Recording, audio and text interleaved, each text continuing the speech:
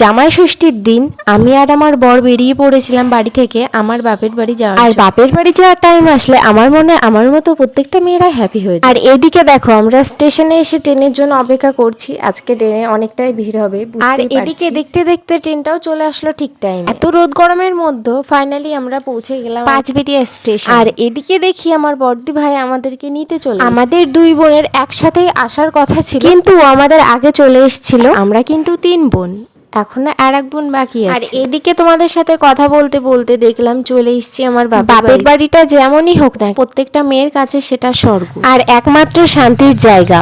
যেই মাকে না দেখে একটা দিন থাকতে পারতাম না, সেই মাকে দেখে আজ মাসের পর মাস দিনের পর দিন পার করে দিই। আর এদিকে জামাই আসার সাথে সাথে আমার মা দেখো ব্যস্ত হয়ে গিয়েছে। আমার মায়ের তিনটে জামাইয়ের মধ্যে সবে মাত্র একটা জামাই এসছে, এখনো দুটো জামাই আসা বাকি আছে। কথায় আছে না, বাড়ির পাশের মানুষ ট্রেন লেট করে, সেটাই হয়েছে। আর এদিকে দেখি আমার মা কত আম সত্ত্ব দিয়েছে, এরকম আরো দুটো তিনটে আছে, সেটা দেখাতে পারি। এদিকে পাশের বাড়ির কাকি আম দিয়ে গেল জামাইদের খাওয়ার জন্য। ষষ্ঠীর দিন আমার মা পুজো করে, তাই আমাদের বাড়িতে সেদিন নিরামিষ। পর আরো কি কি করলাম সেটা দেখবার জন্য পরের ব্লগটি কন্টিনিউ করো।